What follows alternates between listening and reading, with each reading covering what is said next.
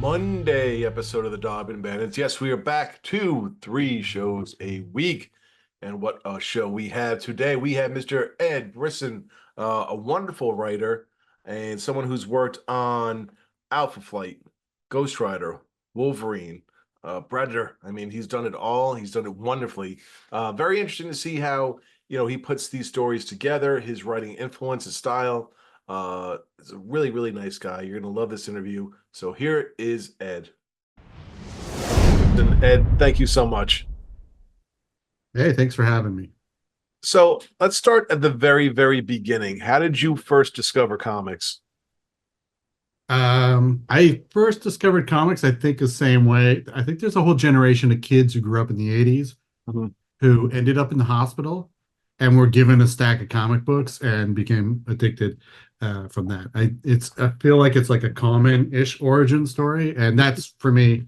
I was in the hospital for I can't remember 4 or 5 days, and nothing serious. Mhm. And I was someone dropped off a stack of comic books. I don't even remember who it was, and that was kind of like what turned me on to comic books initially. And I kind of just kept feeding it because my mom is a big reader, and so we would go to used bookstore once a week. And the used bookstore used to have 10-cent bins when there were 10-cent bins and not dollar bins, and right at the front of the store. So she knew she could plop us there, and we would just go through and blow our allowance on 10-cent comics while she could look at books. Mhm. And that's what kind of fed it. So it was always like I was reading sort of older stuff. I didn't get into the newer stuff until about a year or two into reading comics. At what point do you say, you know what, maybe this is a field I want to pursue as a career? I think when I was about 13, like I'd been reading comics for a while, Mhm. and just kind of like started drawing. I always had sort of an interest in drawing anyway, and I started drawing my own comics. I started like copying stuff out of comics and stuff. And so when I was about 13, I think it was about when Todd McFarlane really was huge. Mhm. And being Canadian, Todd McFarlane was like, he was huge, but he was like almost like godlike to Canadians because he was this Canadian who had sort of made it. And I wanted to be Todd McFarlane, so I was obsessed with him. I used to draw, I'd copy panels out of Spider-Man, and yeah, I had just got this idea in my head that I want to be a comic book artist for a long time. That's what I wanted to be, was a comic book artist. Uh, and yeah, so probably about 13, 14 is where I got the idea in my head. And then, I think every adult in my life did their best to dissuade me of the idea. I think I had a high school art teacher who was pretty good at sort of pointing me in the right direction if I wanted to Mhm. pursue that. But even after high school, I went into fine arts to learn to hone my craft as an artist. And even there, this is back in the 90s, they were not uh, promoting comic books at all. If you wanted to be a comic book artist, they would try and talk you out of it. They try and point you in other directions. Mhm. Um, so yeah, but it was a long time. Like I think I wanted to be a comic book artist up until I was almost like 30. I think, I thought I had this idea that that's what I wanted to do. And originally I only started writing because I didn't know any writers and I needed stuff to draw. And, the sort of origin story, I guess, of it all was that I had met a local writer where I lived, like a guy who wanted to be a comic book writer. Mhm. And we had a couple meetings where I was going to draw a book that he was going to write, but he was he was kind of a jerk. It was a really weird, like, it was one of those scenarios where I'm like, I don't think I could work with this guy in any way because he had this idea that the artist was only there to sort of like realize the writer's vision. You were like more or less a tool for the writer to Right. use, and his stories like weren't that great that I wanted to feel like that, like I wanted to be talked down to while I was working with this guy. The thing that always drew me to comics when I thought about writers and artists is that true collaborative nature, and that's a thing that I really enjoy about comics today, still working in comics.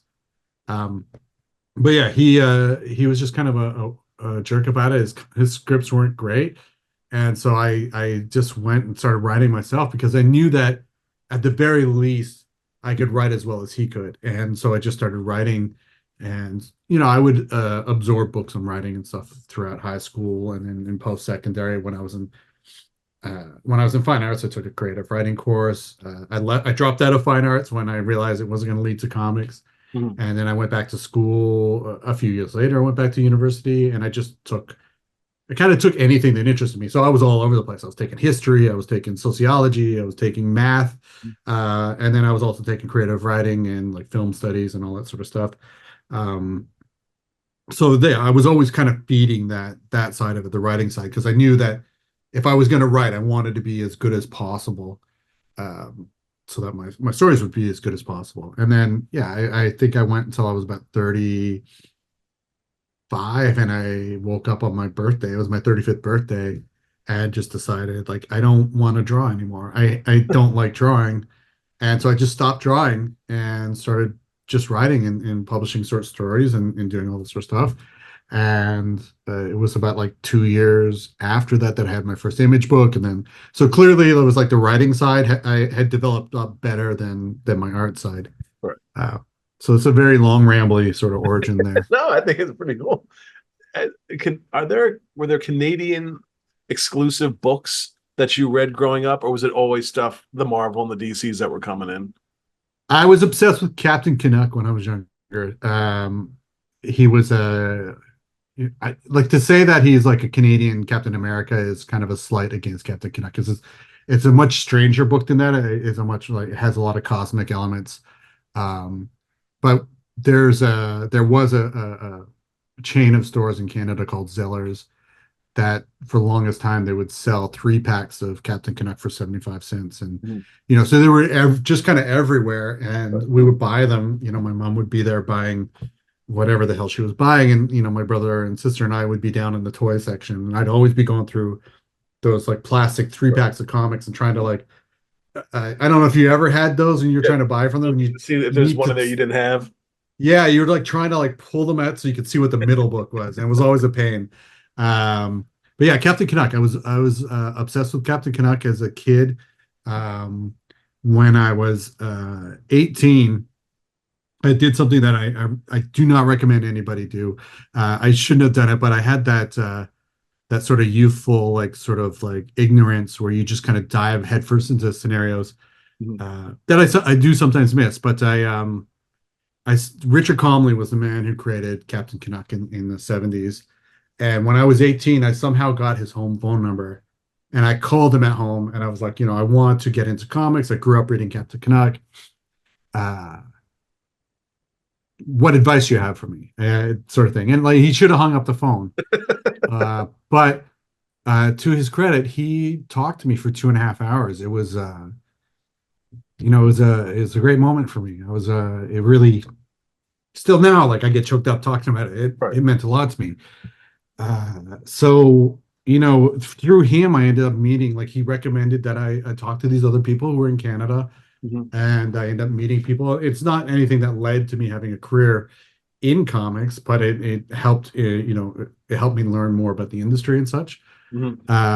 So yeah, that's my whole Captain Canuck story. And then in years later, about I guess 10 years ago now, I ended up I wrote Captain Canuck for a little bit. I Yeah. think I wrote about 6 issues worth, which is like fulfilling that childhood dream, which is great. I'm curious though, because we spoke to Richard too, and I just want to get your opinion. Living in Canada, a character like the Punisher was very popular here in America, but a very violent, shoot first, ask questions later sort of thing. Was he popular in Canada? Because it seems like it's a sort of a different mentality there that someone like him just doesn't really connect like it did with like the kids down here. Yeah, well, like without getting like overly political, we don't have the same relationship to guns, I think, as Right. Americans have. There's a very like I it's not like gun culture up here. We don't really have that in the same way. There are pockets where that does exist, so it's not. I'm not saying it doesn't exist at all. Uh, that said, yeah, Punisher was huge up here. Like, I think, but I don't think we like, I think we kind of looked at that sort of stuff as just entertainment. I don't think there was like a sort of a wish fulfillment element of it, like that I wish we could just go out and shoot all the bad guys Right. and stuff. Like it's still just entertainment. I love Punisher, one of my Mhm. favorite characters growing up. So yeah, no, he was huge up here. I think everything that's big in America is generally big up Like, here in there. Canada. Gotcha. When it But the reverse isn't true. Like I don't think Captain Canuck, yeah. you know, had the sort of impact in the States. Although I run into like I probably sign more Captain Canuck in the States than I do in Canada, which is always weird to Oh me. wow. But I feel like, that there's just people who grew up with it in the 70s who kind of still have a fondness for it. Hmm. But uh but yeah, anything that's big in the States generally big up here. Gotcha. Well, talking about characters, I'm wondering for you, when you're putting a character together, where do you start? Is it a name? Is it an appearance? A uh, thing about an ability or their personality trait? Where do you sort of begin? Like if we're talking like superhero style Mhm. characters, I think usually it's a combo of like who they are, what their backstory is, what their deal is, like what their sort of struggles are, what their aspirations are, etc. Like who the person is Mhm. and what the power is. And sometimes those things like, sometimes there's like I think of a cool power set and I think of something like a character type. I think that there would be an interesting um like conflicts with them, maybe their own power set, or Mhm. like there's an interesting story that you can play where with there. But sometimes it's one way, sometimes it's the other. It's never, unfortunately, it's never the same. Almost never name a name is like the always like the last thing and the most impossible, frustrating part of coming up with a character. It's always like yeah, naming something is always a nightmare because there's every freaking name has been taken 10 times over. Are there, looking at your career, are there certain books or certain moments that you see as sort of evolutionary points for yourself where you're like, okay, I started doing this and this worked and this led to that, where you see how you've grown as a writer? I think more in my independent work than the big two, because the big two is like kind of guided. There are certain things that I've done big two where I'm like, okay, cool. Like this is where, because like when I do like just going back to creator own for a sec, when I do that, it tends to be more like personal conflicts Right. and more like small stakes. I'm usually more interested in how stories affect the individuals within the story. Um, if it's a situation where like New York is going to blow up and you got to stop some maniac from blowing up New York, Right. I lose interest so hard. And so it was hard for me as a writer to even sort of engage with that sort of stuff, like global threats or galactic threats or whatever. There's too many, like, you can't care about 8 million people at once. That sounds cold, and I don't mean I don't care about humanity, but you can really invest in like one or like a small group of people and their well-being in a way that you can't for like global threats. Um, so I think for me, there are certain things I think that I've done at say Marvel or DC that I really uh that I when it came out, I'm like I want to do more of that, and there's like Extermination, which was like a really big Mhm. sort of X-Men story, but it's still kind of like a personal story at the core of it, right? Uh I co-wrote something with James Tynion at DC, a Peacekeeper '01, one shot, Fear State, I believe it was called. And I really loved that because it was just like getting into the his backstory and who his family was and all that sort of stuff. So those are the things where I'm like, when I get those moments where I do like the really individualist, like all the stuff I've done with Glob at Marvel, who I love Glob, where like where I can get people to care about the one person in the thing or the couple of people. Those are the things where I'm like, I'm always looking for opportunities to do that more than I am looking for opportunities to stop someone from blowing up the X Mansion or whatever it is. Doing creator owned stuff and being so successful as you are, was it sort of tough moving to the big, doing stuff with the big two where there's more cooks in the kitchen and there's more parameters sort of put on as to maybe what they're looking for? Yeah, I think because like for me, like when I'm doing creator own, it's like me usually and an artist, and we're sitting down, we're figuring it out, and it's really whatever we want it to be, and we can kind of do whatever, which isn't we still want to tell a good story. We want to make sure that it impacts people. But yeah, with the big two, there's definitely like guardrails that you'll occasionally run into. You can't just kill any character you want to. Right. Um, you can't fundamentally change a character the same way that you can in creator owned. And Mhm. sometimes that can be frustrating, like because you want to affect some sort of change with your writing. You want to leave a lasting impression. Mhm. Um, but you almost always have to figure out a way to do that in a way that doesn't screw the writer who's coming after you to work on that Okay. book. Now, when you started with Murder Book, how did that begin, and what was the inclination to start writing that? So that actually going back to me talking about being 35 and saying I'm like not Yeah. drawing anymore. I wrote my first murder book script that day, Wow. which is a story called Catching Up that I did with Simon Roy. And that it came out of 100% came out of me um, being like, and it feels so dumb now being like, however old I am now, saying at 35, I felt like, I had to just get my shit together and really focus on what I wanted to do because time was running out. Right. Um, but like it felt that way to me. And so I was like, I just sat down and just had one of these like sort of hard conversation moments with myself, like, what do you want to do? Like, if do you want to do comics? What part of comics you want to do? And I realized I've been holding on to drawing because I've been doing it for you know, 20 years at that point, Right. right? Like, and I've been self-publishing for 16 years at that point.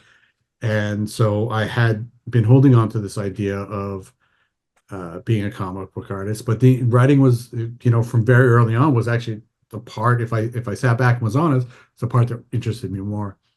So on my 35th birthday, I stopped drawing, started writing, and I had this thing where I was not going to pitch publishers for a year. I was just going to do stories I wanted to tell, Mhm. and I didn't give a shit if anyone else wanted to read them. Mhm. These are like stories for me and my collaborators, right? And so I love crime fiction. Mhm. I sort of grew up in like my dad he's retired now, but he was a cop. My mom worked with victim services, so this is like before they split when I was fairly young, but before that, it was a lot of the dinner table talk was that Yeah. and then after individually when I was with them, that was all the conversation. So I kind of grew up around that. I grew up obsessed with crime fiction, and that's just what I wanted to do. I wanted to write crime, and I'd been told time and time again that that doesn't sell. The publishers aren't interested in it. And I just thought, what, I don't care. I'm going to do stuff that I want to do, and I'm going to do this for a year Mhm. and then see how I feel at the end of the year and kind of reevaluate. And so I did that for a year, and then I didn't pitch it to publishers or anything. I put everything online to read for free, like as they were complete. So you would read a full story. You wouldn't have to come back every day for a new page or anything like that. And then I would print, you know, I would collect every two stories into a single issue, and I would bring them with me to conventions. And I would, if I had a table, I would sell them. If I didn't have a table, I'd talk to writers or whoever that I liked and give Mhm. them copies.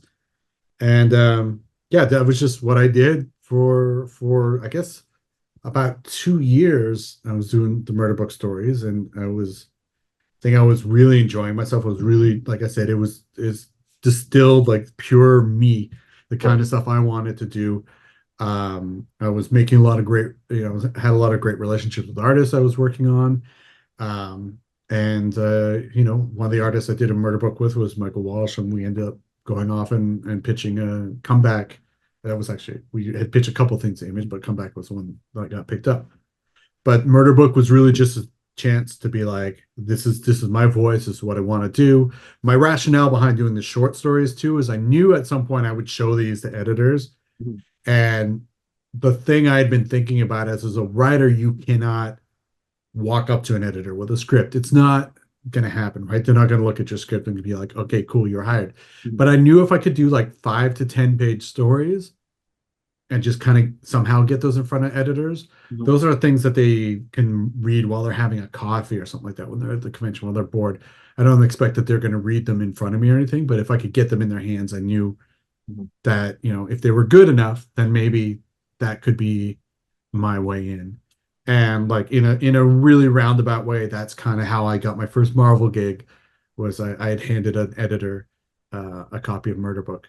Okay. The weird thing about that was I didn't actually know that person was an editor. I was leaving the show and I just had leftover copies and was just giving them to people. Like I Mhm. had like 3 copies, not a lot, and I was just giving them to people on my way out the door. And one of them turned out to be an editor who ended up giving my first gig there. But yeah, that was the whole impetus for Murder Book. Is I really love crime fiction. I Mhm. had been told it didn't sell. I didn't care. I was just going to do it, and I was just going to do the stuff I wanted to do. And then the rationale was like, if I could just do that, just be happy with my own work, then maybe I would be able to break into the industry. Maybe I would be able to get some offers from publishers and stuff. And it did. Like I was lucky, and it did work out that way. It definitely could have easily gone the other way, and Mhm. and you wouldn't be interviewing me right now because nobody would know who I was, right? Like, Well, with crime fiction, I mean, it kind of goes back to what you're saying before about these sort of personal stories, because it is a personal story about something that's happened to someone. And, for you, what makes a good crime fiction story? What are the ingredients needed? so for me, I prefer, like, I know like a lot of people when they think of crime, they think of the kind of who done it type Right. stories. And I tend to prefer the like, how do we get away with it type stories. I generally like to come in as late to the crime as possible. Mhm. And the thing that interests me the most is sort of the personal sort of struggle with the thing that you've done, is people who know they're doing bad things and having to kind of like deal with it personally, and reconcile what they've done and go on living. That sort of stuff is what I really like. I really like writing nasty people as well, just doing nasty stuff with no sort of thing. But there always has to be that one person in there that's kind of the uh, I don't want to say voice of reason, but I like playing around as well with like expectations, like what we think is happening versus what's really happening. That life is often not fair, and sometimes in my crime stories, I like to, one of the first ones I did with Johnny Christmas was a story about a guy who just found a woman passed out in the park, and he's trying to help her. I mean, he doesn't have a cell phone, so he's going through her purse trying to find like a cell phone because she needs help. And 3 people come across and think that he's doing something wrong, and he ends up getting stomped for it. And it's really like, it's kind of a devastating story, but like there's something about that really, Mhm. speaks to me. I think, I grew up watching a lot of Twilight Zone, and so I really like that sort of like, uh, twisting things around at the end. Uh, yeah, I'm rambling. I think it's great. And for you, when Murder Book starts to take off, how are you seeing things changing for you? I didn't really, honestly, like it never felt like things were changing. Like I think like things happen in steps, and from the outside, it seems like huge things are happening.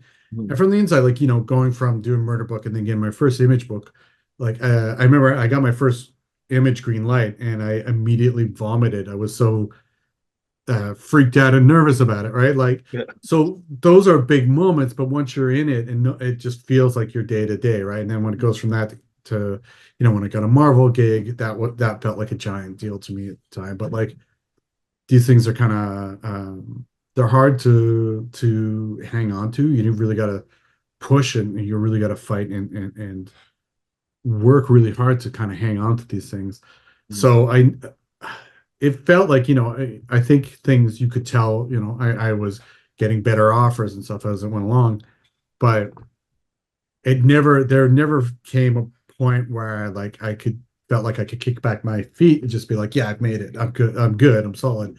It always felt like I still had to hustle. I still had to struggle. It felt like I was still trying to make it and still trying to do interesting work. Um, if that makes any amount of sense. Oh, most definitely.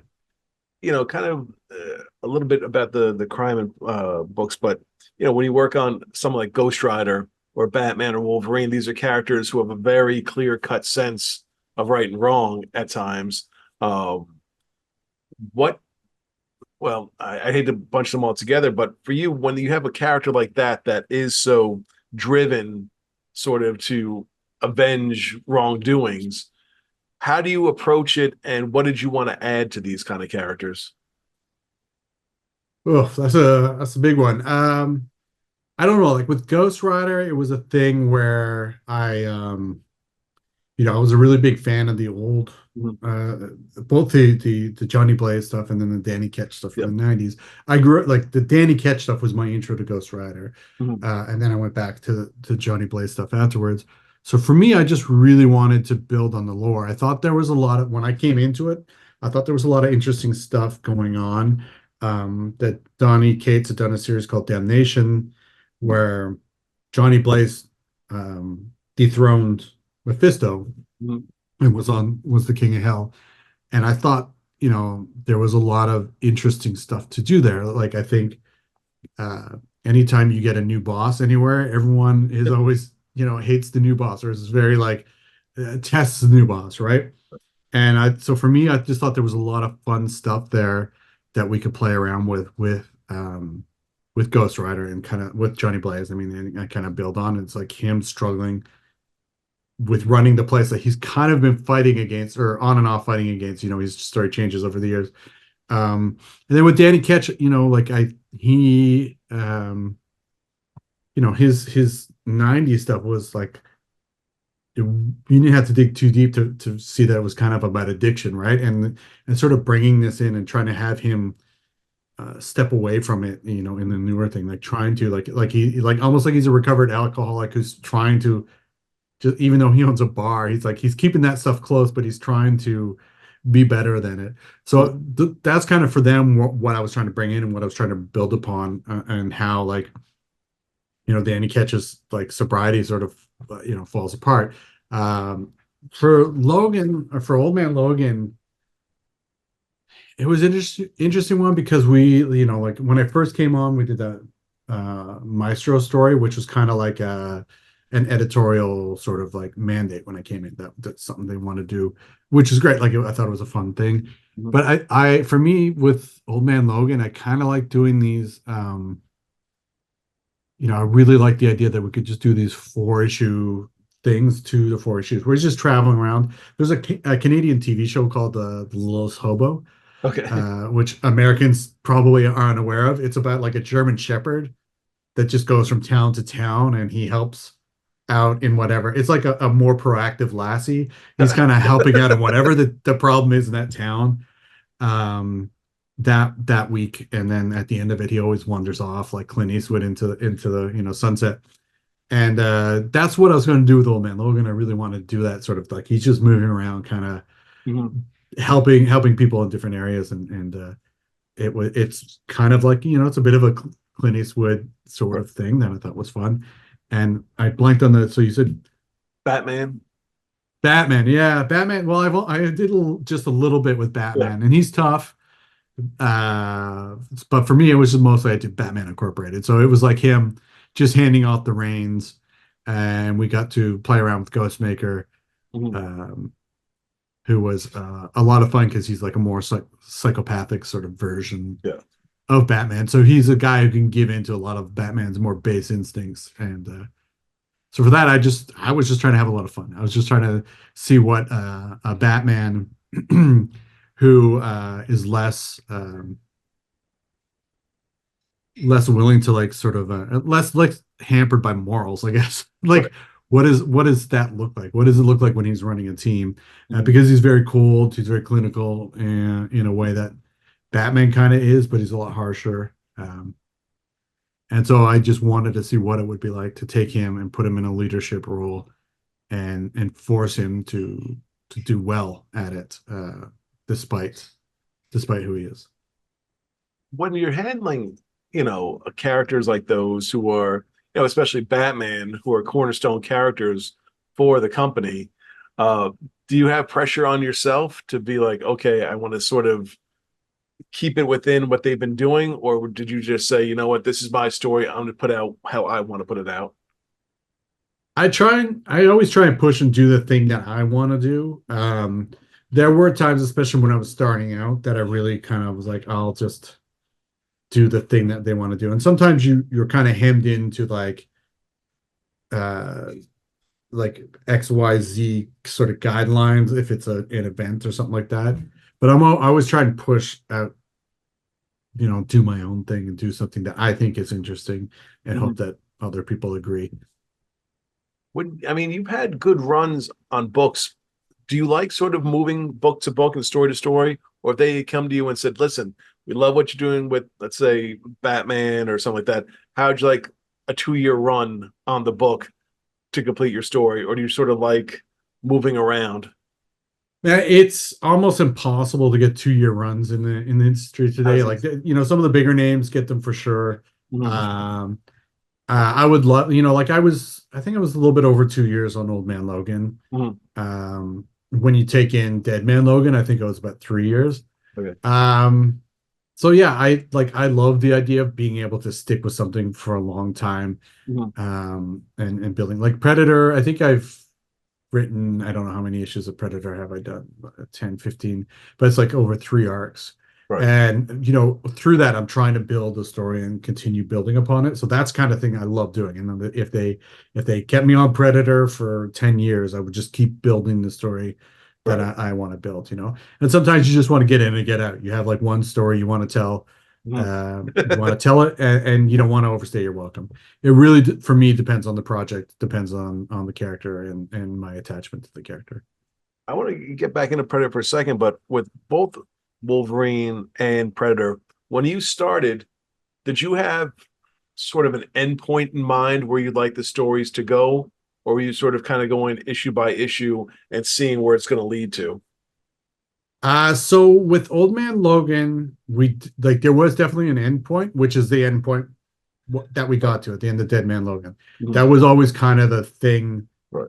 where I wanted to end it, because we knew at some point that they were going to bring back proper Wolverine, and we'd have to sunset Old Man Logan, and so that went exactly where I wanted it to, and that ending is like um, the ending I had in mind for like Mhm. almost 2 years, a year and a half. With Predator, it's a weird one because when we first started it, when I was first offered, it was going to be a longer thing, so I had a longer plan, and then we had to shorten it, and then we got a second arc, and then a third arc, and so I still have like a long kind of story that I want to tell, but like it has changed a bit because we had to modify it a bit because of this uh, changing schedule of books. Mhm. But yeah, I have like an endpoint for sure for where I want Theta to go. Um, but it's years. Like I want to do stuff with that character for a long time. How did Predator come about? Who did you pitch it to them, or did they come to you and say, "Listen, we'd love to see what you can do with this"? Yeah, they emailed me. No, they phoned me during sometime early days of the pandemic. Mhm. Um, and asked, they said they were going to get the Predator and the Alien license, Mhm. and they wanted to know if I would be interested in working on Predator. And I was like, I'm a massive Predator fan growing up. Mhm. I had been on podcasts before defending the second Predator movie. Um, so yeah, I was all in. I was like super excited about the idea for doing Predator. Mhm. I as a kid used to like write some stories at school and stuff like that. I was a big horror film fan growing up, and so I'd write a lot. What would now be called fan fiction? We didn't have a term for it back then. It was just like I was just writing stories about Michael Myers and Freddy and Jason Mhm. and such. But I had written some Predator stuff as a kid too. I had all these Predator stories. So when they asked me about Predator, Mhm. it's probably the quickest that I got back to them with like, here's what I want to do. Here's Right. a story I want to tell, because I kind of in one way or another had been thinking about this since I was about 12 years old, and had these sort of like stories that I built up as a kid that obviously I'm not writing these same stories I had as a kid, but there was like these germs that had sort of lodged themselves into my brain, that as soon as they asked, it was just let loose again, and all these kind of stories came flooding in, and yeah, I was like, I had a story ready to go, Wow. within 20, like it's obviously, we molded it with the editor and it changed a little bit, and then when Right. Kev Walker came in to work on the first, we discussed it and stuff, but it's largely, weirdly like kind of this idea that I had when I was a 12-year-old, um, done through the lens of me being however old I am now. Is it when you have a character like Predator who can be put into so many different time periods, you can put in space, you can put anywhere you want this character. What's it like having that sort of freedom that there's really nothing keeping him, to sort of one story or one, arena? Yeah, for me, it was just like, like I said, I had this story I wanted to tell already, like just sitting there. Yeah. I knew I wanted to tell it in the future. And largely that was because so we can get some distance between existing stories and the story I was going to tell, and that it would give us like more freedom. Right. And I like the idea of somebody like, I pitched it to them as like it's like Space Punisher. It's like Space Punisher versus Predator. Like there's somebody whose family was taken out by a predator, and they're after them. They're hunting them down. Um, so for me, like I love the idea of it being in space. I love it, the idea of it being in the future. um, but yeah, I know I could have gone back in history and told Mhm. something, but I like the idea of sticking with one character, and kind of moving through several different, like with each of our arcs, it jumps 5 to 6 years in between. So we're telling this long story with her. We talked earlier about relationship with an artist. How have you found that experience to be so far working, on your own books, but also working with the big two, where someone I would assume would be assigned to you? Yeah, so it can go a couple different ways with the big two. Like sometimes like it's very much like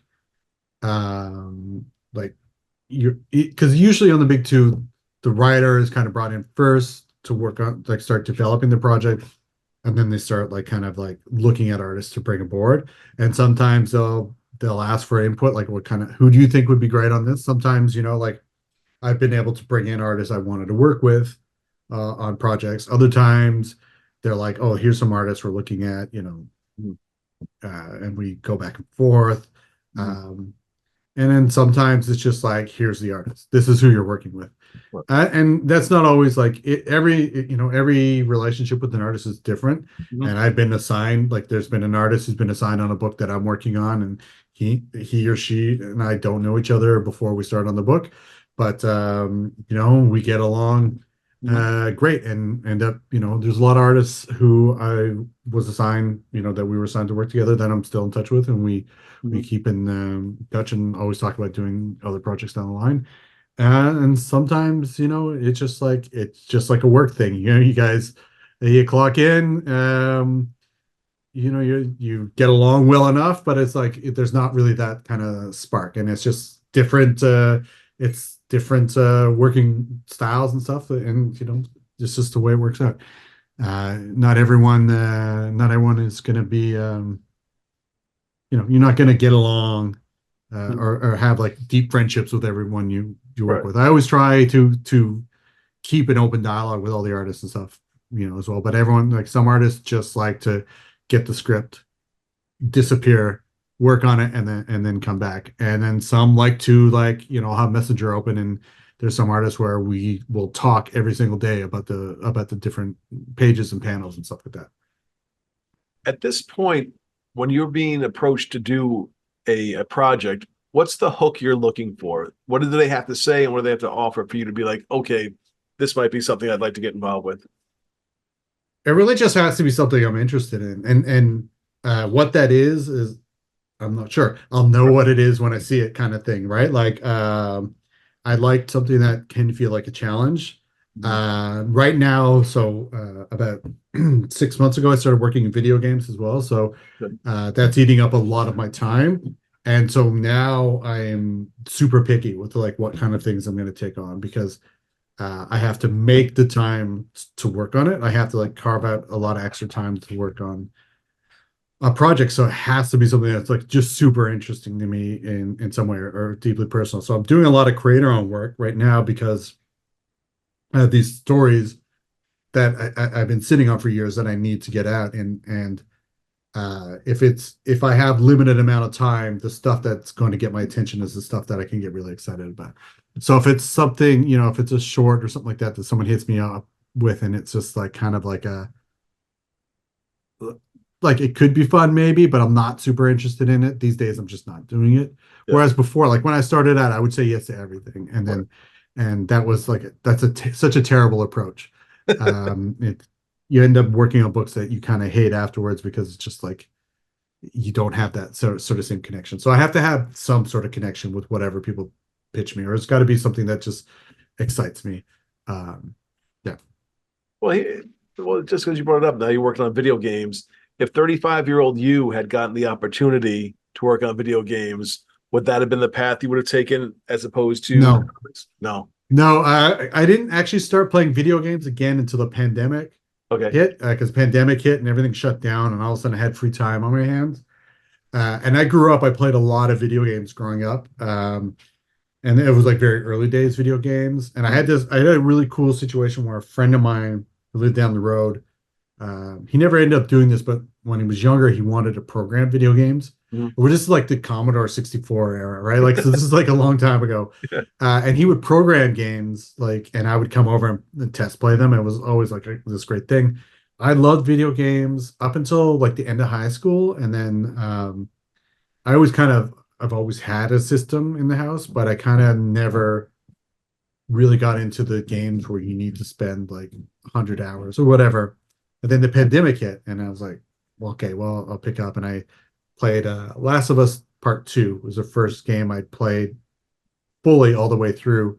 And I think that was the first game I beat since Super Mario Brothers 3. So that's a time gap That's in a bit of a between. gap. Yeah, but I got obsessed. Like during the pandemic, I was just obsessed. And since 2000, the last 4 years, Mhm. I've probably played and completed like I don't know. I want to say in the area of 50 to 60 games. So like quite a bit. But yeah, 35-year-old me probably wouldn't have ever thought this was a thing. But yeah, I got really interested in the storytelling aspects of video games and Mhm. such because they've improved so dramatic. Like the storytelling since Super Mario Brothers 3, it's a whole different thing. I do feel like I'm playing a lot of catch up because I have like a lot of years that I missed, but yeah, it's just a thing that I thought was interesting, and I managed to just sort of like fumble my way into it. I just met someone who happened to be working on the game who was like a comic book interested in comic books. We ended up striking up a conversation. I was able to like sort of land in the world of video games. Very nice. How important is it for you right now that the creator-owned comics is growing and that there's more opportunity to put out your own stuff and hold on to your own stuff as opposed to having to sell ideas to other people? Yeah, I like it. I think it's great if you can hang on to your idea. Like the problem is like a lot of the self-publishing or like sorry, the creator-owned stuff now. You have like what's like real creator owned, which is like where the creators own 100%. Right. And then there's sort of like I would say creator shared, where the Yeah. creators own like half or 70% and the publisher takes the other chunk. Obviously, like if you can maintain full ownership, that's great. But usually that doesn't come up with any sort of upfront pay and people have mortgage, have bills, whatever. Mhm. Uh, but for me, yeah, I love creator owned books. That was kind of like what got me. I went through that period. I think every comic book reader does, where they read comics up until like about college, and then they drop off for a while. And for me, what brought me back in was a lot of the creator owned work of the early 2000s. Mhm. And so, I had, like I said, I'd been self-publishing since I was like a teenager. So I've always kind of been involved in that world. So for me, it's always exciting. That's always like the thing I want to do. Mhm. Even when I was working at Big Two, I loved doing Big Two stuff, but like I really didn't have a chance to do creator owned, and it was killing me. It was like just killing me not to be able to do it. Would you do your So own yeah, art? never, not a chance. I legitimately like I was not wrong at 35 when I said I hate drawing. It's a thing, and I feel like I'm so rusty at this point that like I would need a year just to get back to the level probably that I was when I was 35. If you're looking at it now from what you've done, what's you at your best, would you say, right now? What's me at my best? Oh, I would say me at my best. Man, it's tough, like because but for me, it's the creator own stuff. So it's like the stuff that I'm doing right now, displaced. I think, where it's really like personal and emotional sort of stories that's going on. Mhm. The violence is one that I think is like really like uh sort of like very purely the kind of thing I want to do. Sheltered is another one that it feels like that, and that's like 11 years ago now. So that's the sort of stuff that I always like, think about and kind of recommend and try Right. to push on other people. So besides the video games, what other things and the creators and stuff are there other projects that you're working on that fans could be looking forward to? Uh, yeah, so I've got some stuff in development, Mhm. but like nothing's been announced yet. Mhm. And because of the I've been dialing back on work, so there's going to be like a period I think after Displaced 5 comes out of several months where I just don't have anything because all the stuff I've been working on is just kind of slow process, and it's not going to be out until later this year or early next. I'm not even sure when it's announced. Mhm. It was announced that I am writing a Tales from the Crypt story Mhm. over at Skybound that I think will be out. I don't know, around Halloween. I think Okay. I'm not 100% sure. I think I'm in issue 3. But don't quote me on that.